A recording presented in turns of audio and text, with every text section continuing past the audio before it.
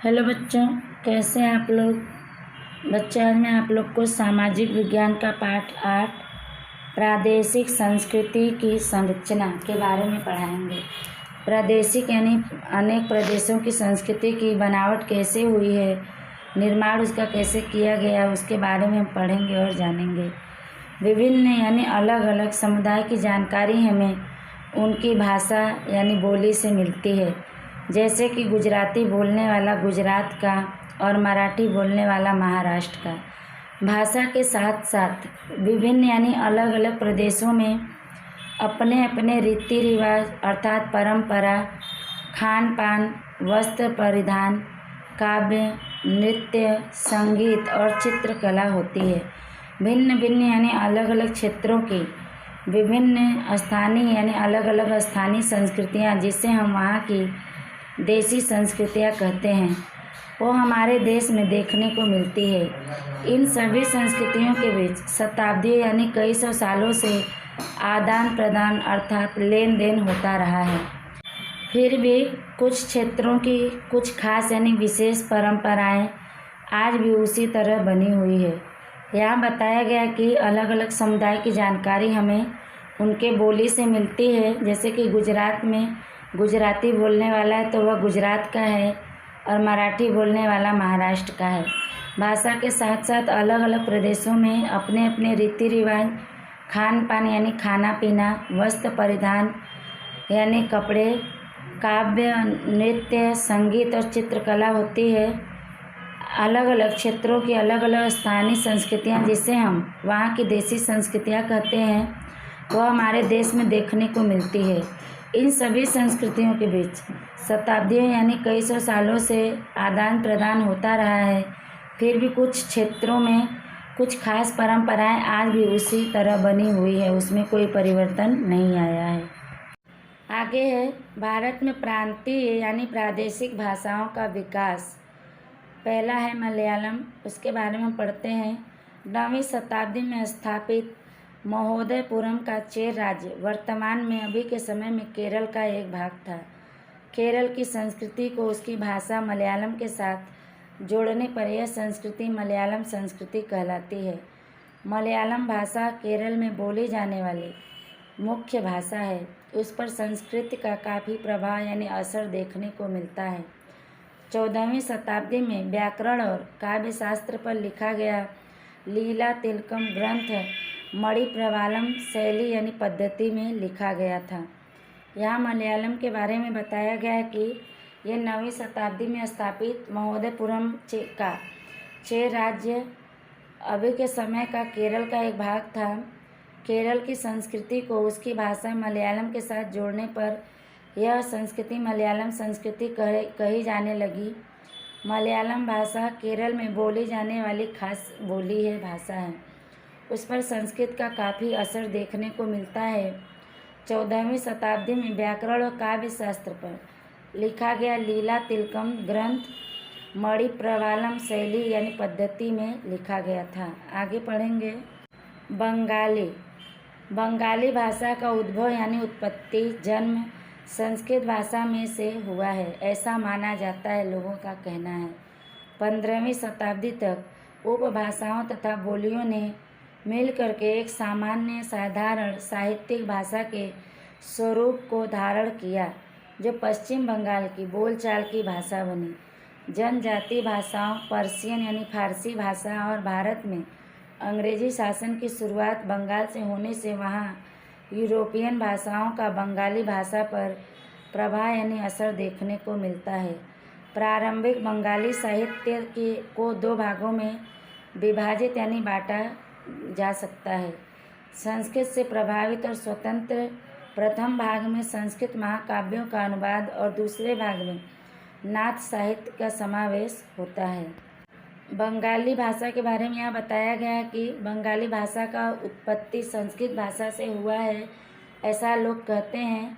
15वीं शताब्दी तक उपभाषाओं तथा बोलियों ने मिलकर एक सामान्य यानी साधारण साहित्यिक भाषा का रूप धारण किया, जो पश्चिम बंगाल की बोलचाल की बोली बनी भाषा बनी। जनजातीय भाषाएं पार्सियन यानी फारसी भाषा और भारत में अंग्रेजी शासन की आरंभ बंगाल से होने से वहाँ यूरोपियन भाषा का बंगाली भाषा पर असर देखने को मिलता है।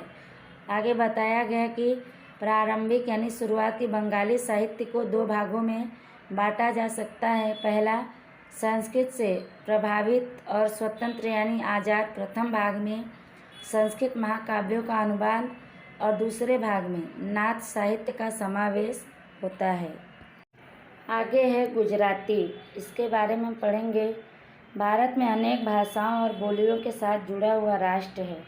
प्राचीन काल में भारत में संस्कृत, प्राकृत, तमिल जैसी भाषाओं का चलन था। समय के साथ साथ उसमें अनेक प्रादेशिक भाषाओं का विकास हुआ। प्रादेशिक राज्यों की स्थापना ने प्रादेशिक भाषाओं के विकास में बल यानी जोर प्रदान किया। संस्कृत में से तथा दक्षिण भारत में तमिल में से कई भाषाओं का जन्म हुआ। 8वीं शताब्दी के प्रादेशिक भाषाओं के विकास में वेग यानी रफ्तार आया और खड़ी बोली, अवधी, बंगाली, गुजराती, मराठी, मलयाली, तेलुगु और कन्नड़ भाषाएं विकसित हुईं।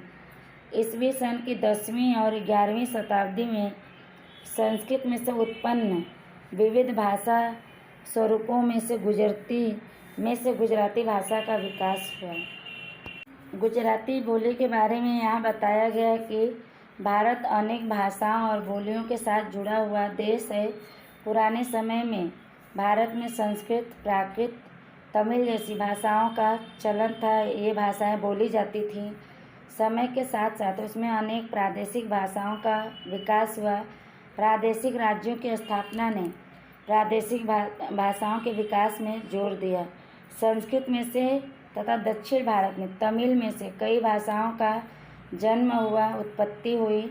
8वीं शताब्दी से प्रादेशिक भाषाओं के विकास में वेग यानी रफ्तार आया और खड़ी बोली, अवधी, बंगाली, गुजराती, मराठी, मलयाली, तेलुगु और कन्नड़ भाषाएं विकसित हुईं, फैली चारों तरफ। ईस्वी सन की 10वीं और 11वीं शताब्दी में संस्कृत में से उत्पन्न विविध यानी अलग अलग भाषा स्वरूपों में से गुजराती भाषा का विकास हुआ। आगे पढ़ते हैं। अपभ्रंश गुजराती भाषा की जननी है। आचार्य हेमचंद से अपभ्रंश भाषा की शुरुआत हुई। संस्कृत, प्राकृत, अपभ्रंश भाषा के बाद गुजराती भाषा का विकास हुआ। गुजराती के लिए कहा जा सकता है कि नया साहित्यिक युग नरसिंह मेहता के हाथ से ही विकसित हुआ है। इस नए युग के सूत्रधार के रूप में नरसिंह मेहता, मीराबाई और भालड़ मुख्य हैं, खास हैं। इन तीनों ने भक्ति साहित्य के विकास के साथ गुजराती भाषा का विकास किया। नरसिंह मेहता ने शामल दासना विवाह, कुंवरबाईनु मामेरू, हुंडी, सुदामा चरित्र, दाड़ लीला आदि कृतियों की रचना की थी। मीराबाई ने भी कृष्ण भक्ति को केंद्र में रखकर बहुत से पदों की रचना की है। भालड़ ने सर्वप्रथम अपनी रचनाओं में गुजराती भाषा के लिए गुर्जर भाषा की संज्ञा दी थी। वे पाटन के मूल ब्राह्मण थे। उन्हें आख्यान का पिता कहा जाता है। उनकी महत्वपूर्ण कृतियों में ध्रुवाख्यान, मुर्गी आख्यान, शिव भीलड़ी संवाद आदि का समावेश होता है। अपभ्रंश का मतलब होता है बदला हुआ। प्राकृत भाषा का परिवर्तित गुजराती भाषा की जननी है। आचार्य हेमचंद्र ने अपभ्रंश भाषा यानी परिवर्तित भाषा की शुरुआत की। संस्कृत, प्राकृत, अपभ्रंश भाषा के बाद गुजराती भाषा का विकास हुआ, यानी संस्कृत और प्राकृत भाषा को परिवर्तित करके गुजराती भाषा बनाया गया। गुजराती के लिए कहा जाता है कि नया साहित्य युग नरसिंह मेहता के हाथ से ही विकसित हुआ, इसका विकास हुआ। इस नए युग के सूत्रधार के रूप में नरसिंह मेहता, मीराबाई और भालड़ खास हैं। इन तीनों ने भक्ति साहित्य के विकास के साथ गुजराती भाषा का भी विकास किया, प्रगति की। नरसिंह मेहता ने शामल दासना विवाह, कुंवरबाईनु मामेरू, हुंडी, सुदामा चरित्र, दाड़ लीला आदि कृतियों की रचना की थी, लिखे थे इन्होंने। मीराबाई ने भी कृष्ण भक्ति को केंद्र में रखकर, कृष्ण को माध्यम में रखकर बहुत से पदों का निर्माण किया। भालड़ ने सर्वप्रथम यानी पहली बार अपनी रचनाओं में गुजराती भाषा के लिए गुर्जर भाषा की संज्ञा दी थी। वे पाटन के मूढ़ ब्राह्मण थे। उन्हें आख्यान यानी व्याख्या का पिता कहा जाता है। उनकी महत्वपूर्ण कृतियों में दुव्याख्यान, मुर्गी आख्यान, शिव भीलड़ी आदि संवाद का समावेश होता है। आगे हम पढ़ेंगे भारत के उत्सव के बारे में। उत्सव यानी त्योहारों के बारे में। जगन्नाथ रथ यात्रा, इसके बारे में पढ़ते हैं। इस यात्रा के साथ धार्मिक संप्रदाय भी जुड़े हैं, जिनमें ओडिशा के पुरी का जगन्नाथ संप्रदाय सुविख्यात यानी प्रसिद्ध है। सुविख्यात का मतलब होता है अत्यधिक प्रसिद्ध होना। जगन्नाथ का अर्थ विश्व का मालिक, जगत का नाथ, जो विष्णु शब्द का समानार्थी है। 12वीं शताब्दी के गंग वंश के राजा अनंत वर्मन ने पुरी में जगन्नाथ मंदिर का निर्माण करवाने का निर्णय लिया था। 1230 ईस्वी में राजा अनंग भीम तृतीय ने अपना राज्य जगन्नाथ को अर्पण करके स्वयं को उनके प्रतिनिधि के रूप में घोषित किया। ओडिशा जीतने वाले मुगलों, मराठों और ईस्ट इंडिया कंपनी ने मंदिर पर अपना वर्चस्व यानी अधिकार स्थापित करने का प्रयत्न किया। उनका मानना था कि मंदिर पर नियंत्रण प्राप्त करने से स्थानीय लोग समुदाय भी उनका शासन स्वीकार करेंगे। पुरी में प्रतिवर्ष एक विशिष्ट यानी खास रथ यात्रा का आयोजन होता है, जिसमें विष्णु के अवतार जगन्नाथ जी रथ में बैठकर पुरी में भ्रमण करते हैं अर्थात घूमते हैं। देश विदेश से अनेक लोग इस उत्सव में सहभागी होने के लिए आते हैं। जगन्नाथ यात्रा के बारे में यहाँ बताया गया कि इस यात्रा के साथ धार्मिक संप्रदाय भी जुड़े हैं, जिनमें ओडिशा के पुरी का जगन्नाथ संप्रदाय पूरे विश्व में अत्यधिक प्रसिद्ध है। जगन्नाथ का अर्थ विश्व का मालिक, जगत का नाथ, जो विष्णु शब्द का समानार्थी यानी उनका ही दूसरा नाम है। 12वीं शताब्दी के गंग वंश के राजा अनंत वर्मन ने पुरी में जगन्नाथ मंदिर का निर्माण करवाने का फैसला लिया था। 1230 ईस्वी में राजा अनंग भीम तृतीय ने अपना राज्य जगन्नाथ को अर्पण करके स्वयं को उनका प्रतिनिधि के रूप में ऐलान किया। ओडिशा जीतने वाले मुगलों, मराठों और ईस्ट इंडिया कंपनी ने मंदिर पर अपना अधिकार स्थापित करने का प्रयत्न यानी प्रयास किया था। उनका मानना था कि मंदिर पर अधिकार प्राप्त करने से स्थानीय लोग यानी वहाँ के रहने वाले लोग, समुदाय भी उनका शासन स्वीकार करेंगे, उनका शासन मानेंगे। पुरी में हर साल एक खास रथ यात्रा का आयोजन होता है, जिसमें विष्णु के अवतार जगन्नाथ जी रथ में बैठकर पुरी में भ्रमण करते हैं, घूमते हैं। इस उत्सव में भारत से ही नहीं बल्कि विदेशों से भी लोग यहाँ पे भाग लेने के लिए इस उत्सव में आते हैं। आगे पढ़ते हैं। आगे हम होली के बारे में पढ़ेंगे। होली का त्यौहार भारत में मनाया जाता है, परंतु उत्तर भारत में उसका विशेष यानी खास महत्व है। यह त्यौहार 2 दिन का होता है। पहले दिन होली और दूसरे दिन धुलेंडी। इस दिन को आसुरी शक्ति पर सात्विक शक्ति की विजय के रूप में मनाया जाता है। इस दिन शाम के समय होली का पूजन करके होली जलाई जाती है। धुलेंडी के दिन एक दूसरे पर रंग डालकर उत्सव मनाया जाता है। यहाँ होली के बारे में बताया गया है कि होली का त्यौहार भारत में मनाया जाता है, लेकिन उत्तर भारत में इसका खास महत्व है। यह त्यौहार 2 दिनों का होता है। पहले दिन होली और दूसरे दिन धुलेंडी यानी रंग लोग खेलते हैं। इस दिन को आसुरी शक्ति पर सात्विक शक्ति की विजय यानी जीत के रूप में मनाया जाता है। इस दिन शाम के समय होली का पूजन करके होली जलाई जाती है। धुलेंडी के दिन एक दूसरे पर रंग डालकर उत्सव यानी त्यौहार मनाया जाता है। आगे है लठमार होली बरसाना। बरसाना उत्तर प्रदेश की होली लठमार होली के रूप में जानी जाती है। बरसाना राधा जी का जन्म स्थान है, स्थल है। यहाँ नंदग्राम यानी श्री कृष्ण की भूमि के पुरुष यानी मर्द बरसाना की स्त्रियों के साथ होली खेलने आते हैं और राधा जी के मंदिर पर ध्वजा चढ़ाने का प्रयत्न करते हैं। ध्वजा यानी झंडा। स्त्रियों द्वारा लाठी से पुरुषों का स्वागत किया जाता है, इसलिए इस होली को लठमार होली कहते हैं। लठमार होली बरसाना के बारे में यहाँ बताया गया है कि बरसाना उत्तर प्रदेश की होली लठमार होली के रूप में जानी जाती है। बरसाना राधा जी के जन्म का स्थान है। यहाँ नंदग्राम जो श्री कृष्ण की भूमि है, वहाँ के मर्द पुरुष बरसाना के स्त्रियों के साथ होली खेलने आते हैं और राधा जी के मंदिर पर झंडा चढ़ाने का प्रयत्न करते हैं।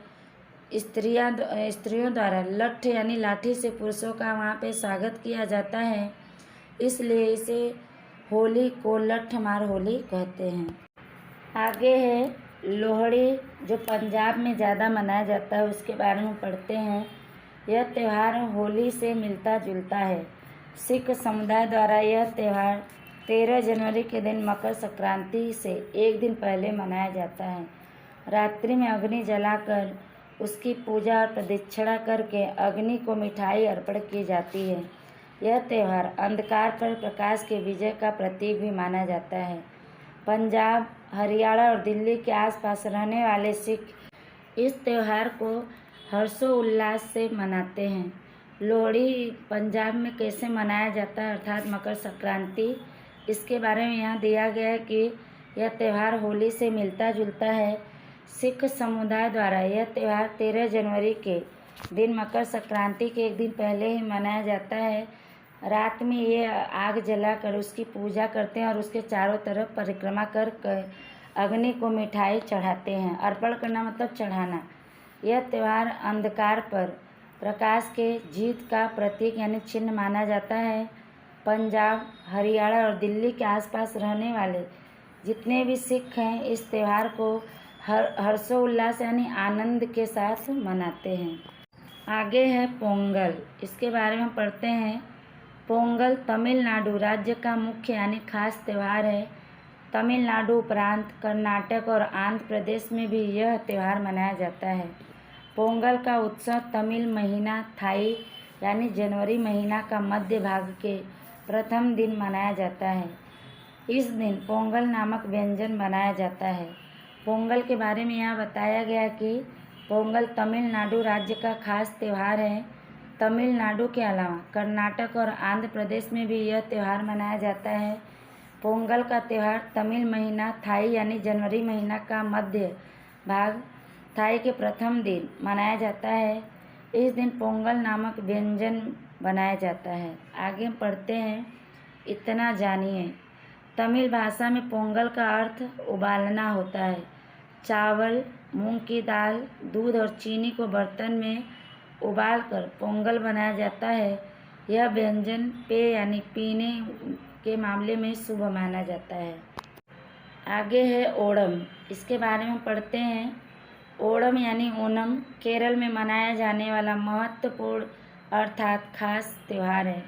ओणम मलयालम कैलेंडर के प्रथम महीने अगस्त से सितंबर महीना में 10 दिन तक मनाया जाता है। फूलों की सजावट, विविध यानी अलग अलग व्यंजन, नृत्यों की झड़ी और नौका स्पर्धा इस त्योहारों की विशेषता है। नौका स्पर्धा को वल्लमकाली भी कहते हैं। इस त्यौहार में सादिया नामक भोजन लिया जाता है।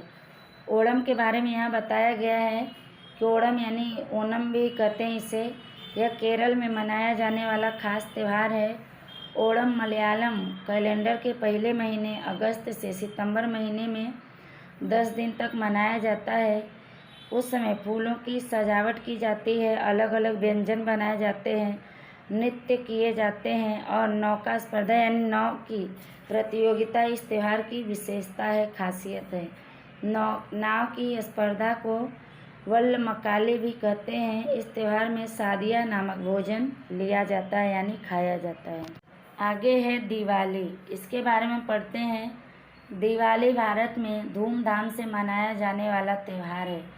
इस त्यौहार के साथ बाघ बारस, धनतेरस, काली चौदस, नूतन वर्ष यानी नया वर्ष, भाई दूज और लाभ पांचम वगैरह आदि त्यौहार भी जुड़े हुए हैं। यह त्यौहार प्रकाश पर्व भी कहलाता है। दिवाली के बारे में यहाँ बताया गया कि दिवाली भारत में बहुत ही धूमधाम से मनाए जाने वाला त्यौहार है। इस त्यौहार के साथ बाघ बारस, धनतेरस, काली चौदस, नया वर्ष, भाई दूज और लाभ पांचम वगैरह यानी आदि त्यौहार भी जुड़े हुए हैं। इस त्यौहार को प्रकाश पर्व भी कहा जाता है। आगे हम पढ़ते हैं दुर्गा पूजा। पश्चिम बंगाल में दुर्गा पूजा का विशेष यानी खास महत्व है। दुर्गा देवी ने महिषासुर पर विजय प्राप्त की थी। उसी विजय की याद में दुर्गा पूजा का उत्सव मनाया जाता है। यह उत्सव 10 दिन तक चलता है। अंतिम दिन विशिष्ट यानी खास अनुष्ठान यानी यज्ञ और माता जी की मूर्ति का जल विसर्जन करके यानी जल में उनको बहा करके उत्सव को पूर्ण किया जाता है। यह उत्सव लगभग सभी राज्यों में छोटे बड़े रूप में मनाया जाता है। दुर्गा पूजा के बारे में यहाँ बताया गया कि पश्चिम बंगाल में दुर्गा पूजा का खास महत्व है।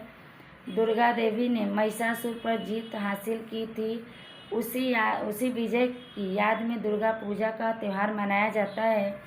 यह त्यौहार 10 दिन तक चलता है और अंतिम दिन खास यज्ञ और माता जी की मूर्ति को जल में बहा करके उत्सव को पूरा किया जाता है। यह उत्सव यानी त्यौहार लगभग सभी राज्यों में छोटे बड़े रूपों में मनाया जाता है। आगे हम पढ़ते हैं नाताल। ईसा मसीह का जन्मदिन इस रूप में मनाया जाता है। 25 दिसंबर को ईसाई लोग नाताल यानी क्रिसमस के रूप में धूमधाम और श्रद्धा से मनाते हैं। इस त्यौहार के दौरान घर और गलियों को क्रिसमस ट्री तथा अन्य सजावट के सामानों से सजाया जाता है।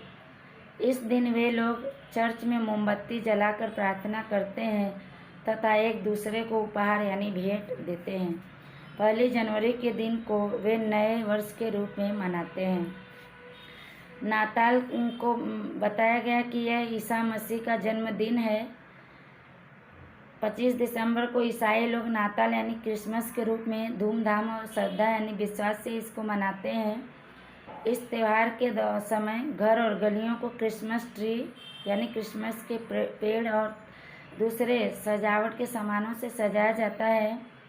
इस दिन वे लोग चर्च में मोमबत्ती जलाकर प्रार्थना करते हैं तथा एक दूसरे को भेंट यानी उपहार देते हैं। 1 जनवरी के दिन को वे नए साल के रूप में मनाते हैं। आगे है मुहर्रम। इसके बारे में पढ़ते हैं। हज़रत मोहम्मद पैगंबर साहब के दोहित्र की शहादत की याद में मुस्लिम मुहर्रम को शोक दिवस के रूप में मनाते हैं। इस दिन ताजिया निकालते हैं। मुस्लिम लोग काला कपड़ा पहनकर शोक प्रदर्शित करते हैं। मुहर्रम के बारे में यहाँ बताया गया है कि हज़रत मोहम्मद पैगंबर साहब के दोहित्र यानी पुत्र के पुत्र की शहादत यानी उसकी मृत्यु की याद में मुस्लिम मुहर्रम को शोक दिवस के रूप में मनाते हैं। इस दिन ताजिया निकालते हैं। मुस्लिम लोग काला कपड़ा पहनकर दुख प्रदर्शित यानी दिखाते हैं। आगे है ईद।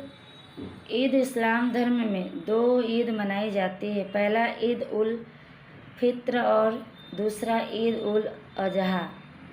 ईद उल फित्र के बारे में पढ़ते हैं। ईद उल फित्र को रमज़ान ईद भी कहते हैं।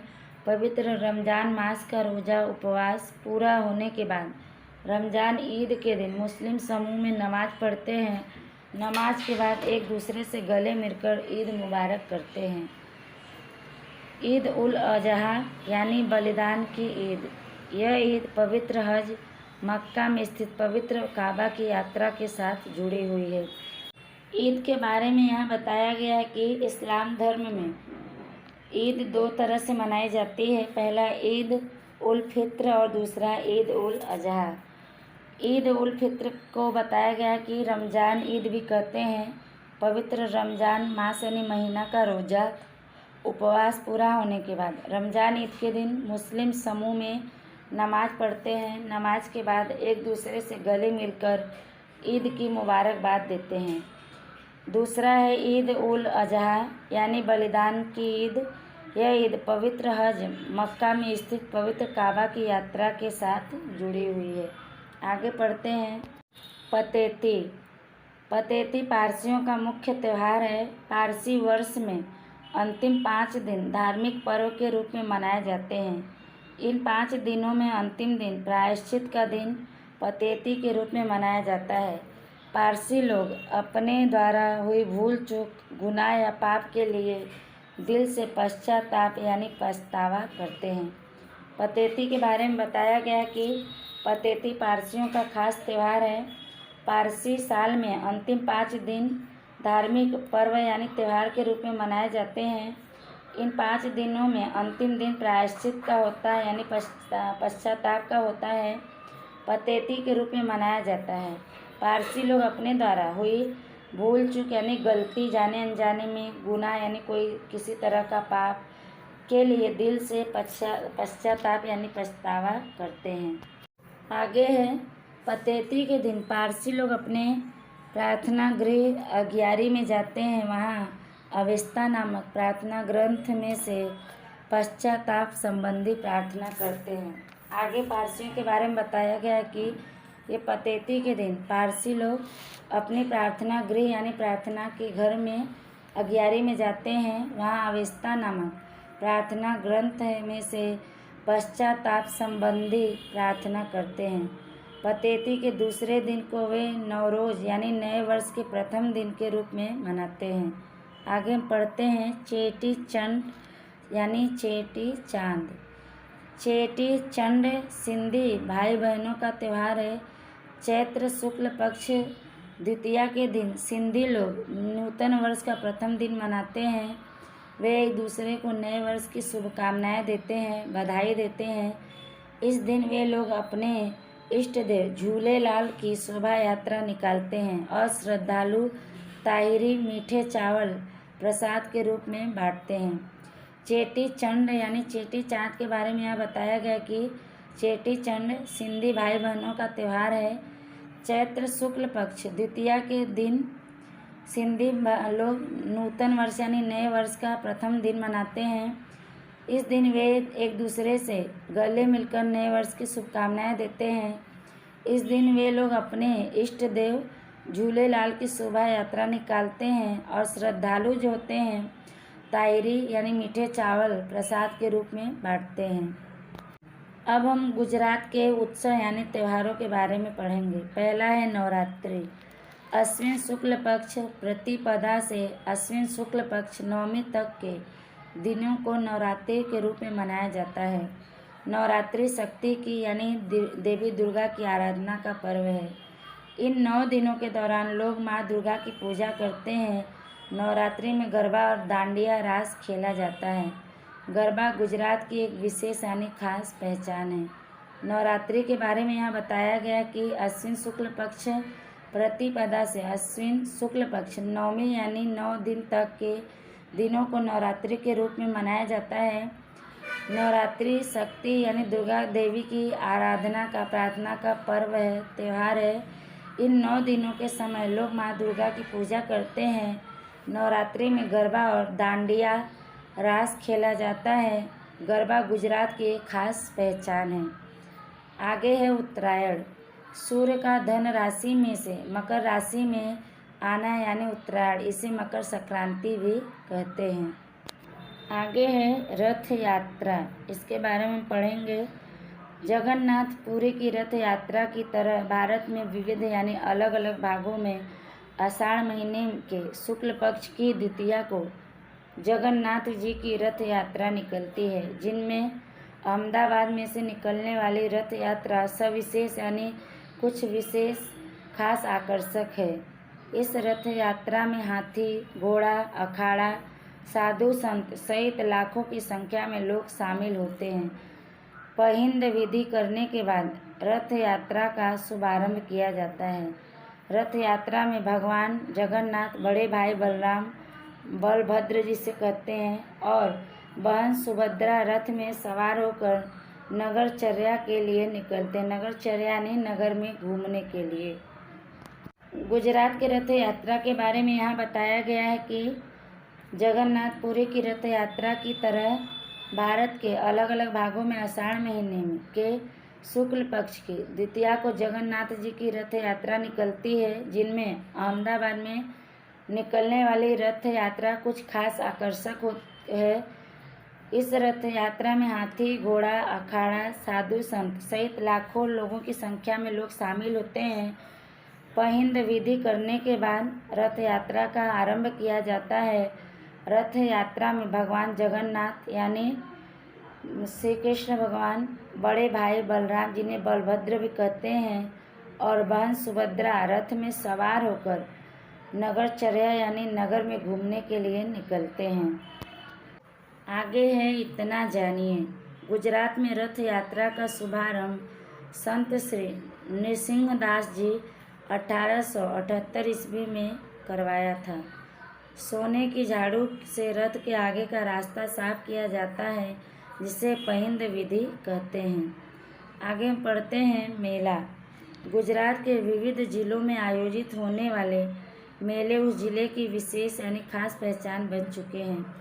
तड़ेतर का मेला जो सुरेंद्रनगर में लगता है, बौठा का मेला अहमदाबाद में, भवनाथ का मेला जूनागढ़ में लगता है, शामलाजी गदाधर का मेला शामलाजी अरवल्ली में लगता है, पल्ली का मेला रूपाल गांधीनगर में लगता है, भादरवी पूनम का मेला अंबाजी बनासकांठा में लगता है, सरखेज का मेला अहमदाबाद में लगता है, गोल गधेड़ा का मेला गरबाड़ा दाहोद में लगता है, चित्र विचित्र का मेला सांबरकांठा, माधवपुर का मेला माधवपुर पोरबंदर में लगता है, मीरा दातार का उर्स मुबारक उनावा महसाड़ा आदि प्रसिद्ध मेले हैं।